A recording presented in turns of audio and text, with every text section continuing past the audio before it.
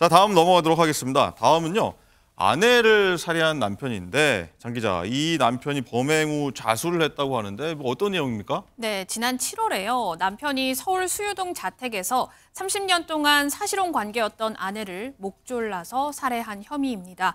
남편은 사실 희귀병을 앓는 아내를 3년 동안 간호를 해왔는데 요양보호사 도움을 받는 하루에 3시간을 제외하면 계속해서 간병을 도맡아 왔다고 합니다. 이 남성은 범행 이후에 파출소에 직접 찾아가서 자수했습니다. 박상희 교수님, 네. 굉장히 지극정성으로 간병을 해왔는데 네. 왜 갑자기 이런 결정을 하게 됐을까요? 네, 그렇습니다. 어쨌든 살해를 하신 거기 때문에 이렇게 변명의 여지가 없기는 합니다. 하지만 이 경우에는 참작의 요소가 저는 있다고 보이는데요. 일단 3년 동안 너무 지친 거죠. 그러니까 이분이 이 아내를 간병하기 위해서 사실상 직장을 그만뒀고 그러다 보니까 이제 경제적으로도 너무 힘들고 막막했다라고 얘기를 했다고 합니다. 네. 그리고 이 변호인의 얘기로는 너무 간병을 하다 보니까 신체적으로도 수면 부족 등의 문제가 있었고 정서적으로도 스트레스나 분노, 우울증 등의 심신장애가 있었다. 심신장애가 미약한 상태였다라고 주장을 했는데요. 재판부는 받아들이지를 않았습니다. 참 애매합니다. 이해가 되면서도 이해하기 어려운 이런 종종 이런 일이 벌어지곤 하는데 임지혜 변호사, 일단 네. 재판부는 어떤 결정 내렸나요? 네, 앞서 말씀 주신 것처럼 이제 변호인 측에서는 심신미약 주장했습니다. 우울증도 있었고 수면 부족, 각종 스트레스 상태에서 우발적으로 범행을 했고 이제 심신미약 상태였다 하면은 사실 감경 사유로 해당을 하는데 재판부에서는 이 심신미약 주장을 받아들이지는 않고 징역 5년을 선고했습니다. 그러니까 살인죄라는 죄명을 생각해 본다면 징역 5년은 어느 정도 참작이 된 결과라고 보여지거든요. 네. 재판부에서도 일단 피고인이 범행을 전부 다 인정하고 반성하고 있는 태도를 보이는 점, 사건 범행 시까지 지금 하루 3시간 외에 요양보호사의 도움을 받는 3시간 외에는 지금 피고인이 전적으로 피해자를 간병했던 사정, 그리고 이 문제로 직장을 그만둬 경제적으로도 힘들었고 다소 우발적으로 범행을 하였으며 남은 유족들도 처벌을 원하고 있지 않는 사정들을 고려해서 징역 5년을 선고하였다고 밝혔습니다. 네, 징역 5년 선고.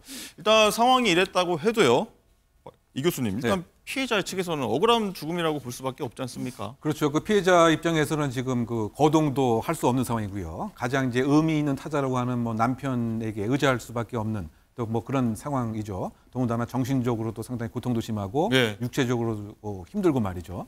그러다 보니까 비난 가능성도 높고 죄책도 상당히 엄히 물을 그럴 대목이면 이제 분명합니다.